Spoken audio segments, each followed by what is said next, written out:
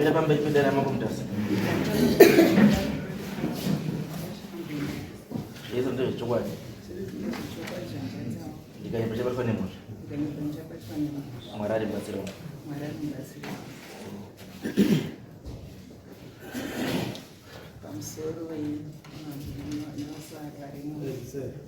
Pamusoro yemango nemakurukota. Inini ndauyawo nenyaya yemunda wemwana wangu. Mwana wangu anga akagurirwa munda kwaNyakunawa namai Nyakunawa vachiri vapenyu muna 2009. Saka muna 2021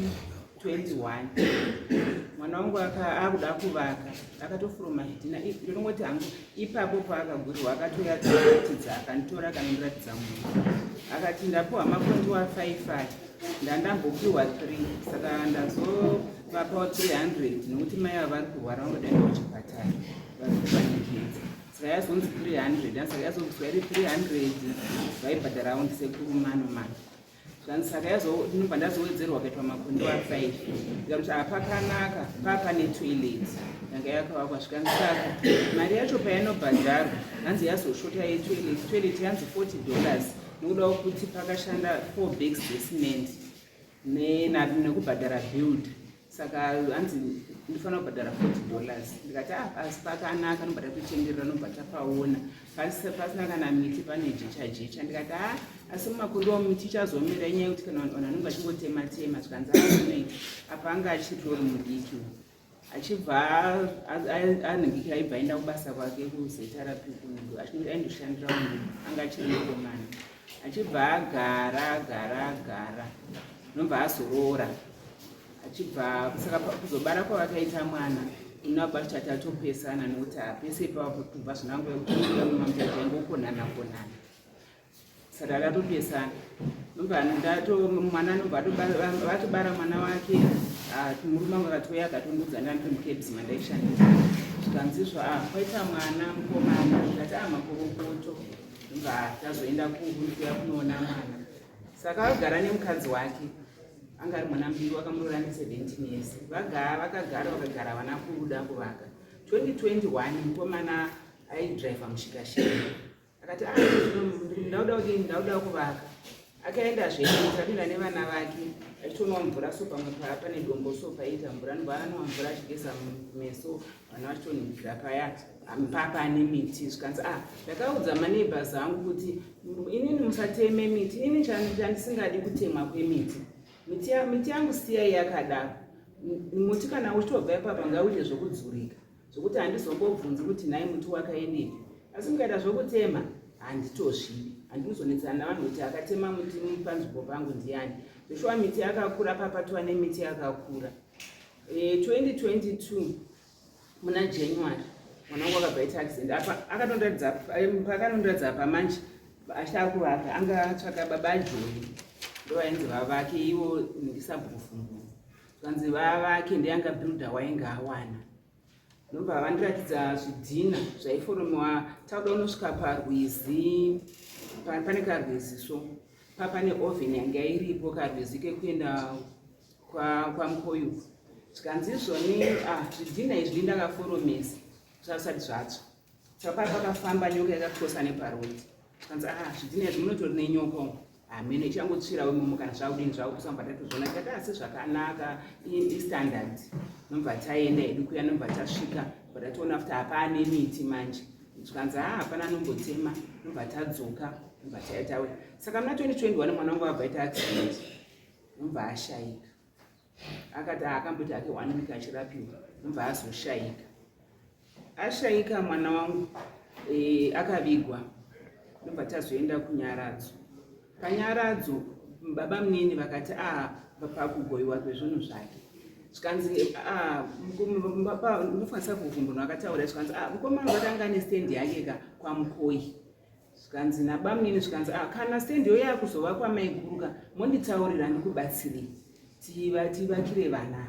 Ndikati amaita basa baba munini nobva tatorana nemota nobva taenda nemunin'ina wake nobva taenda pastand paya vatanoona zveshuwa apa hapana umbobatwa pakangonaka. Ndobva ndatovaratidza ndikati takatenderera anogumira pamakondiwa ake, ndobva tavaratidza. Ndobva zvikanzi zvakanaka naiwe Ishe Sabhukufumbungu. Vachibva vatoratidza paya bamini vachibva vasiya vatema. Ndikati noti patakadzokera aforomesa dhina akandiratidza patemwa nababa tezvara vangu. Saka zvikanzi apo ndo pandakatemerwa nababa kuti ndivake. Saka ndaudawo vaka ndikati zvakanaka. Saka Sabhukufumbungu ndofana patatora tadzoka futi nabamini panyaradzo. Ndopatakabva taratidzwa ndikati bamini vakati mutemere pekudini pekuvaka. Kuti havana kuziva kuti ndikati asi baba yangu akambotema apo pakaiswa white so pane dombo rakanependi yeweti pane dombo rakaiswa ipapo. Ndopakatemwa nababa kuti azovaka. Tikanzi hazvichinei kuti taida kurindirai taifamba tikanzi kune kwakanaka kune ivhu rakatsvukira ndobva vatema ndobva vasiya vaisa matombo. Tikanzi mochivakira mwanavo. Ndikati zvakanaka ndobva taenda. Saka ndobva tamboitawo nguva ndobva hatina kukasira kuya kuzovaka. Ndobva tambogarawo chimbotema mwana chimbodini ndichizomboshaikwa ndatombounganidza mari ndatotenga maasbestos nemabrickforce ndatotenga. Inobva baba vake vachibva vatomboti zvikanzi kana makuda kuvaka muzontaurira kuti chinyi mabrickforce anomboita mari. Ndobva ndati zvakanaka. Ndobva ndazovapa quotation ndikati anoita mari yakati ese zvikanzi zvakanaka ndobva wangonyarara. Saka ndabva ndangotenga mabrickforce angu paN Richards ese ndobva akwana. Ndobva ndatounganidza nemaasbestos. Ndobva ndachimbounganidza pichana. Ndobva ndoshayikirwa futi nehanzvadzi yangu anonzi Nakana Kumbokwe. Ndobva ndaendawo kunhamo. Ndadzoka ndobva zvadhileya futi. Saka musi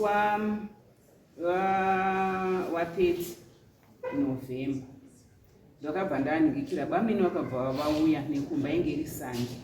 Saka vakatosvika ndatobva kuchechi nditori mudresi rangu muchechi ndatobva nazukuru vangu tiri padongo so takagadzika kula box yedu yemafreezes takutengesa ikabva muchechi. Munosvika maiguru andapfuura nekumba ndapindokutopfuura kumba kwenyu apo ndobva vapinda tidimbidzirani pangu panonzi pamaijoni. Zvikanzi ndapfuura nekumba kwenyu ndakushayiwai. Muri kudiwa kunhingikiriri kwakufamba vanhu vekansoro muda kuitirwa GPS. Saka aida matoenda mangwana. Saka ndaitanga basa mandi. Ndakati alright bami ndinoenda basa kwangu hakudini hakunetsi ndinongofona. Ndiko ndakafona kubasa Sunday ndatakabva ndatobva painge ndibva ndofona kubasa. Pandatovafonera ndikati ndoda kunomirira zvestand yemwana wangu wedu endokumbira. Zvikanzi aiwa endai. Ndobva vatotsvaka munhu anondishandira. Ndobva ndaenda ndakazoenda musi wa1 December. Ndobva tasvika kuya ndikanosvika ndobva ndanosangana naSabhukufumbungu naIshe Mukoi nababa Manyomana. Ndobva tasangana paya Sabhukufumbungu naIshe Mukoi vakabva vativo panodiwa chinyi mutetwe unoda kubviswa. Ndikati mutetwe handinzwisisi Shona. Zvikanzi izvo handisi kutsvara nokurevei. Zvikanzi imari inobviswa timutange kuvaka. Ndikati asi baba Odzeini ainge akambondiratidza list yaiti hanzi ndazobhadhara mutero kwaSabhuku spesa kuti asingabhadhari. Saka ndakazonobhadhara mutero kuti tenderwe kuvaka ndikabvisa imwe mari kwana Ishe Mukoi nachichi ndikati zvinzi ndichidi ndichivaka. Saka ndauda kuti tangaovaka ndokwazofuromesa zvinapa. Ndikati hazvichinei because tautaura zvomunhu akadini akashayika. No problem. Pandafonera musisi vake. Zvikanzi saka municipal hospital. Saka ndobva kutaura nawo nechirungu. Zvikanzi mami, you have to be given some documents. Are they giving you documents? Ndobva ndachivapa foni. Saka ndasina kutaura kuti zvoke inhingikiriri makutaura nemwana. Iye ndobva ataura zvikanzi are they giving you documents? Ndobva ndotaura nechirungu. Zvikanzi iwe zvikanzi unoripa uri kuita izvi unoripiswa unozviziva here. Ndobva ndati sorry ndasina kutaura kuti anozwa kuti akutaura nemi. Ndikati kuti vanoda chishona. Zvikanzi alright. Ndobva ichipeya zvikanzi asi mufana kunyorerwa zvikanzi zvakutaura zvemadocuments chinyizvo tisitoziva zviri kuitwa zvakanaka.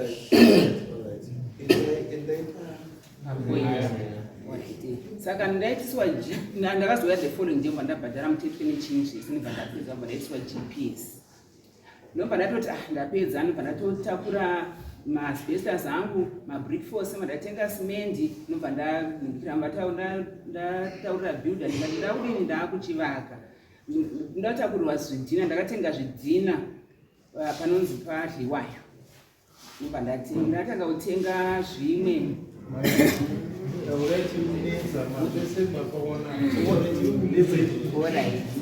Saka zviri kunetsa ndezvekuti ndaunganidza zvese izvo ava vakabva nobva vatizvo vakabva vaenda kuna baba kuna tezvara vangu zvikanzizvo stendi iyi taakuida because stendi iyi vanga vataura vanga akapuwa namama without our knowledge.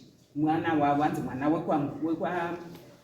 wekwakunyakunawa wacho musikana hanzi nemurume wake ndewavo vakabva vaenda kuna baba.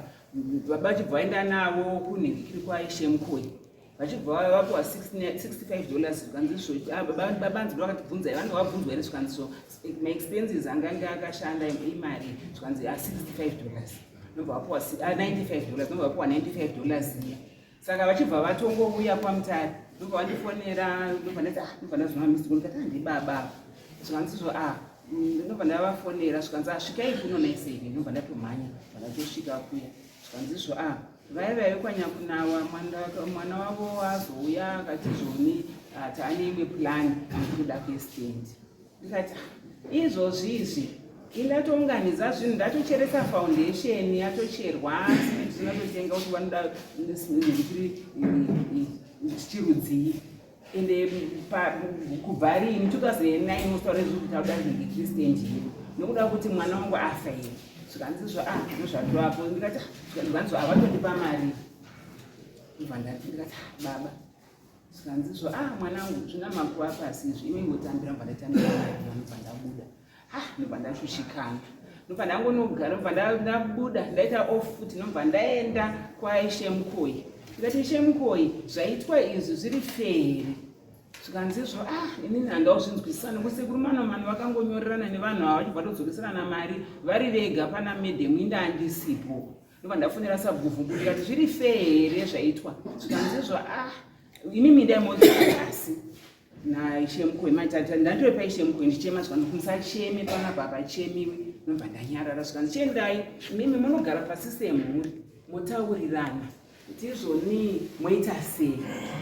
wewo tingaita imwe plani yekupai pamwe asi chindai munodini imbonogara pasi semhuri munoti moita sei. Ndicho ndakafamba neusiku ndobva ndaenda kwatete mai mupfupi vanogara nechekwamupita ndobva ndasvika ndobva ndavatsanangurira nyaya vatete vakati reketsichirara muroora mangwana tofuma tienda kuna vhoti ndobva tafuma ndikati maisho akadzokeserwa $95 handiyo futi nekuti handiwo maxnobva ndakutochema biswanzi aiwa nichinyarira tiende kwabvudzi tonotaurirana nobva ndaenda. Ishu yenyu yekuti ndazama kuti imimi mwana akapiwa stendi ndopatoda ipapo mwana akapiwa stendi nani namai nyakunawa namai nyakunawa relationship yemwana wenyu namai kunyakunawa yakamira sei yanga yakamira sei ivo ndototi baba ndowakatomutsvakira stendi iyo yetezvara vangu. Okay. Saka akuya achitiwa papo ngapabvendera mwana wavo manje musikana mai nyakunawa ucharo wakashaiwa atiiswe tichinetseka. You don't change a decision given by a deceased person. Titesani nyange kudare chaipo mukaita nyaya yenyu munhu wacho akangozikana kuti wafa yatofawo nenyaya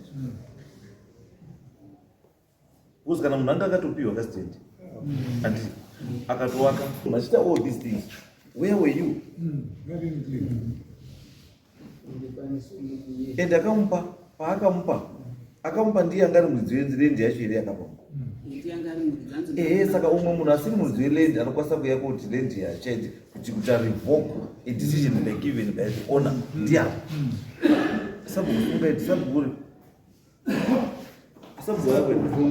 sabhuvunguna akati handiri kudari kwamutasa azandiri kudari kwachimutasa akaramba kusena samwanari azanduri anga atodhakwa anditukati usandinetsi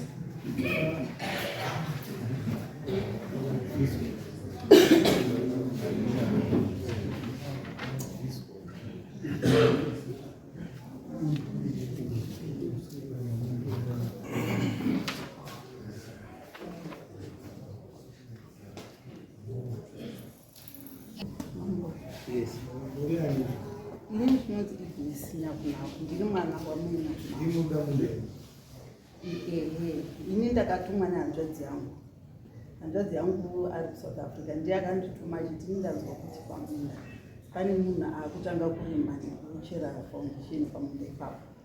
Saka patakabvunza nyaya dzacho ndo patakazoziva kuti sekuru Manomano ava varapa ndo vakanga vataurirana namama vakaenda vakanotaurirana kuna baba ndo mumini wababa wangu vakasara. Saka vakaenda vakanotaurirana pamberi pababa, baba vachitoramba vachitoti hamudaro mwanakomana asipo hamungabvunzani zvekutengeserana mwanakomana asipo. Ini nangu ava mai ava handivazivi ndikutotanga kutodzwawo nezvenyaya yavo ndikutovawo izvozvi.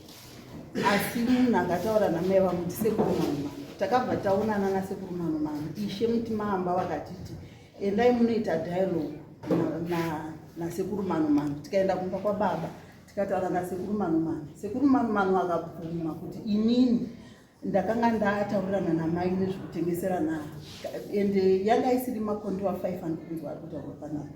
Kondiwa iri i1 riri kumucheto kwemakondiwa ese. Kondiwa iroro rakatembenge rapiwa muzukuru wekwajangana nababa wangu inini vachiri vapenyu. Saka muzukuru wekwajangana akazonzi nababa wake usavake kure nesu nekuti isusu tachembera tiuyawo vake mumusha murumu. Saka muzukuru wekwajangana uyu akabva aenda kunosarenda back land kuna baba vangu.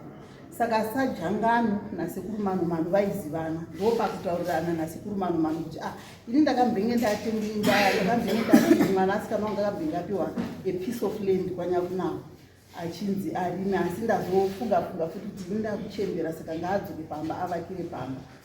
Saka unogona kuenda kunotaura nasanyakunawo kuitira kuti uite sei unzwe kuti unogona ere kutengeserwa kapisi kandanga ndapiwa. Saka ini by then baba wangu akandivashaya papasara mama. Saka ndo pasekuru Manomano akazotaura namama iyo kwakataurana nezve ieka 1 zvekupedzisira kwemunda kwedu. Saka pavakataurirana sekuru Manomano vakataura vega nemuromo wavo vakati mai venyu ndakavapa 400 rands. By then 100 rand yaiva $10. Saka amounting to $40 ndo mari yandakapa mai venyu. Asi nini mari yangu yandakazobuda yaiva mari ye$40 yandakaenda kunosuma muteti ne$15 yakaenda kwaSabhuku. Saka ndikuchemo kuti mari yangu nini yandakanga ndabvisa ndisarasikirwe nayo. Asi handina nharo nevanhu vekwanyakunawa ndisekuru Manomano akadaro. Handina nharo nevanhu vekwanyakunawa ndabvuma kusarenda backland.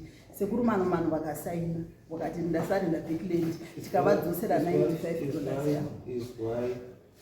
Is why my point is very clear. The owner of the land made a decision. The owner will land akaita a decision. And now that has simple. Anokwanisa kuchinja decision iyoyo akaita ndiani. Kana ane simba rekuchinja decision iyoyo. Saka munonditaura kuti makazoziva kuti mai vakafa uyu munda afa ndozvamutaura. Nyaya yacho yakatotaurwa musi wenhamo dzavo pachitotaurwa kunzi vakataura ndibaba isusu sevana taisazviziva vakazotaura ndibaba kuti papaine munhu akapiwa kapiece of land even mukabvunza baba vanotaura kuti kaiva kapiece sekuru Manomano baba vakati pane munhu anga akatengeserana kapiece of land namama. Ndiani munhu wacho? Munhu wacho ndisekuru Manomano. Sekuru Manomano munhu wacho ndiani? Munhu wacho ndiani?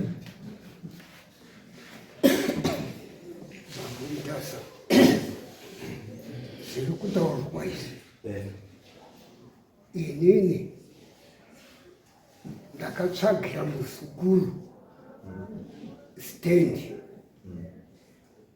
Ndamutsvagira stendi ndakaiwana ikaitwa 400 rands makore iwawo 2009. 400 rands yava equivalent to $40. Saka ndakaenda kuti ndindovabhadhara ndikati handindi ndega. Ndakadaidza hanzvadzi yangu iyi yasungwa voyi ndikati uya uone ndichibhadhara.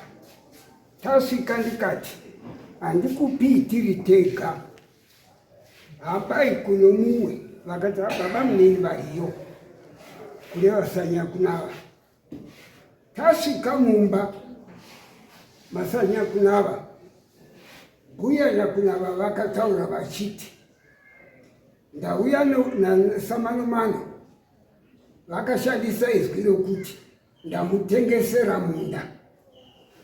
Ava Sanyakunava vakati kana matopedzerana handichina chokutaura. Tikati ngatichienda tindovaratidza muganhu. Sanyakunava vakati aiwa, dzikai navo mundovaratidza.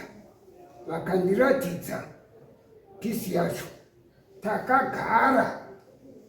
Uyu mukomana wangu wandakatsvagira, mwana womukorori wangu, akabva ashaika. Pasara tuvana twake tukomana 2. Yazosvika nguva yokuti kodo kupegwa kutorwa maGPS. Ini ndikati stendi izvi hainyorwi zita rababa munini munun'una waNyakuenda, nokuti kana vana vavazokura vachanzi vaSpeni, ndoda kuti panyorwe zita romwana waNyakuenda, Odain Manumano. Ndikavapa neID sokuti mazuva ano zvangoti muchitora birth ID munotopuwa ipapo. Ndikavati chiisai, asi chazondishamisa mambo ndochokuti uyu muroora wangu ndinoti ex daughter in law, nokuti haasi mumusha mangu, vakarambana nomukorori wangu. Ndo papepa ndaakunzwa kuti iko ndasungiswa naJuliet, asi mai vevana ava vandakatsvagira munda vandakatenga vanyoreswe vachiriko. Dai variwo vanokomburena ndaivaudza, asi chendinotaura pamberi pedare ndochokuti ava vauya vachiti zvakaitwa namai vakaita vega tisina kumbotaurirana. Unova ndo murume wakataurwawo nababa Sanyakunava kutiko kana mapedzerana. Zvine ndakaisa zvinhu zviviri kuti munda nomwana. Ndikati chakanaka chiri kwandiri kuti ndiruze hangu munda ndosara noupenyu hwomwana, kana kuti ndohwina munda upenyu hwomwana hwamuteja. Saka ndakasarudza kuti zviri nane munda udzokere, ndinogona kutsvaga zvemumwe wokutsvagira muzukuru wangu. Asi sekuru izwai sekuru, musabatanidze nyaya mbiri. Ndiri kuona kuti chiri kukurwadzai inyaya yekuti mukadzi uyu ari kuuya kookirwa anga asiri muroora wenyu. And wanawo wari kutsvagirwa makatsvagira wana wake ira vai wana wamakatsvagira ndichitsvaga kutanga ndaitsvagira mwana womukorori firstborn yake uyu. chakazochinja chii? Zvino ashaika ndakabva ndati stendi iyoyo ngaiende pamazita evana vake uri mwana wake. Zviripo sekuru, regai tikutaurei. Pamakapa mwana wenyu, pamakamutsvagira stendi, ndiani firstborn yake? Handiti pamakaitsvagira stendi, it means kuti stendi iyoyo up to now ichiri yake. Kufa kwakaita and hazvirevo kuti stendi yayo, stendi iyo ichiripo. Asi nyaya iripo ndeyekuti muridzi westendi wana wake waripo. And saka wana iwawo ndiwo wane mazita anoenda pastand, because stand ndiye baba wavo, ende ndiwo vasara ndiwo waridzi westand. Mai uyu ari kuita come in wazukuru wake, ndosaka ari kuuya kubatsira wazukuru, noti kuti iye ndiye muridzi westand. Iye zita rake harifanira kunge riri pastand because angasiri mukadzi wemufi, angasiri pamushando, asi chaari kuwinga wazukuru wake, wana wemwana wake. Anditi saka tine zvakadaroka isusu hatifaniri kuti nenyaya kuti ndinzwa makuti tikuchuza rufu kana upenyu. To me izvozvo zvasviko, nekuti kana mbuya Munao akatotaurira sekuru Munao kuti ndatengesa stand, sekuru akati endai morakidze, it means that thing was official. Hapana chakawigirwa munhu ipapo. Izvozvi now sekuru kuchina Munao wakutanga kuita back off. Why? It's because of pressure yewana. But chinhu chawakaita hawana kuita chinhu chisiri chavo. Wakarongana nemukadzi wake warongane. What is true? They were not supposed to consult anyone, because munda ndewavo. Wana awa ngavakonsalte vana vavo nezveminda yavo. Munozwa basa ndizvo. Wanda kuti watauriwe wana iwawa kuti wana minda yakasiwa ndimai wenyu nababa wenyu, iyoyo ndiyo minda yamunoshare wana. Minda yakanga yadisposwa namai nababa, mai achiri mupenyu, handi yenyu, kwayakapihwa ndikoko. If they want to contest, they will then have to go to court and contest nemufi. Because mufi ndiye akadi mirai zvamunotaura zvekuenda chinabasa mautokanda yenyu hamusakana tatopedza nyaya. Mirai kana dzikisai maoko pasi. There is no need for you to talk. Imimi tete mune kumusha kwenyu handiti? Mune kumusha kwenyu handiti? Wana wenyu vari mune minda? Musha ikoko iripo. Pandakawanikwa. Mukafa imi minda yenyu tohondera? Ndiye vana. Wana wani? Pamwe. Wana wenyu handiti? Baba wenyu akafa minda yake tohondera? Baba wangu wekubereka. Minda inotorwa nevana vavo. Mwana wani? Bababa. Wababa? Iripo here minda? Iripo. Baba wakafa here? Baba wakashaya. Saka minda iyi inani? Ndoina bhudhu wangu wakanditumawo kuti ndive. Saka baba namai wacho wapenyu handiti? Wane zvawakasiya wadii? Waita handiti? Imi mamuti ndizvozvo nekuti waberekiwa wakadii? Wakashaya. Zvawakakusiyirai wachiti ndo zvedu ndizvo zvenyu izvozvo. Zviri outside izvozvo hazvisiri zvenyu. Don't try to reverse my decisions akaitwa newabereki. It's like mwana wenyu imimi anotanga kuti imimi mafa nemurume wenyu. A decision that you made concerning zvinhu zvenyu imimi, mwana wenyu uzotanga kuti right no maina baba ukakanganisa, saka reverse child kune zvakada nemunhu. Because hamuna kuti enter into any agreement with anyone by. Akaita enter into an agreement yemunda uyu ndi baba namai who were the owners of that land. Because all right, our boy chaka munda say was na kuya pamoja dati our boy we kuchaka munda chaka zikuru wao mwana awa say was na kuya pamoja. Ayo, hamuzi, musati handiziva. Handi imi muridzi wemunda. Waiuya kwamuri ndiri muridzi wemunda. Saka waida kuuya kodini kwamuri? Imimi munda wenyu nemurume wenyu. Kana tsika yenyu ire kuti munokonzauta wana wenyu. Konzautai wana wani? Wenyu. Asi awa tu wakafa. There is a reason yandisingazivi why wasina kukonzauta here. Because utazotona mubereki akutengesa abuda mari. Andi kana abuda mari mizi ari ni short supply of mari. Zvakuzoratidza kuti pamwe imi makuda minda asi manga muzi kuwachengesa. mirai ndingada kupedza nguva nezvakawanda. Iye wacho wakutumai handiti akutumai iyeyo ngaauye akontesti nyaya yake kukoti kuti mai wangu nababa wangu wakasiya wapa munda. Wamwe wese hamutori najurisdiction mese. Iye ndiye ane nyaya, ngaauye kukoti ataura kuti mai wangu nababa wangu wakapa munda wavo. It's like writing a will.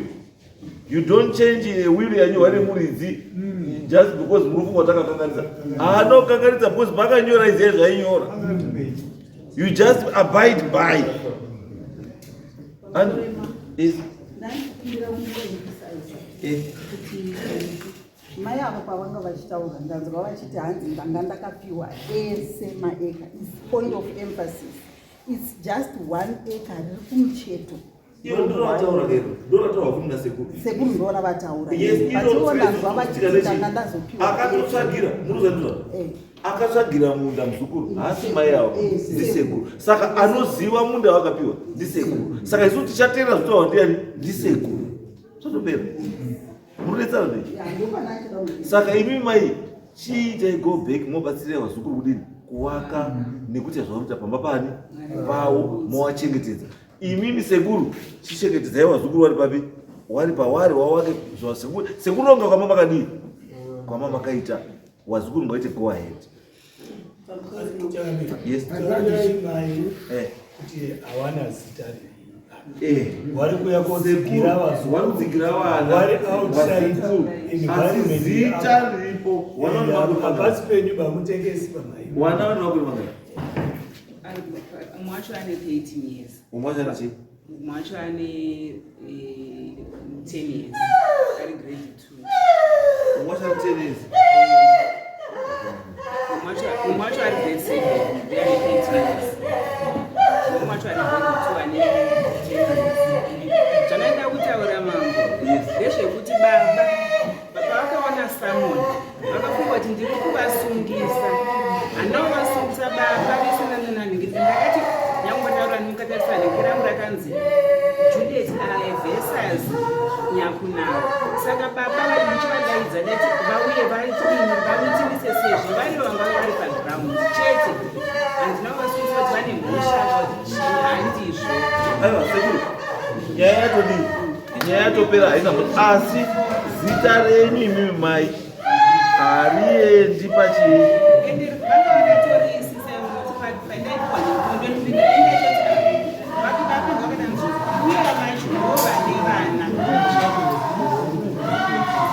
baba ndovanga vakati chifi mpoivara ishe mpoivara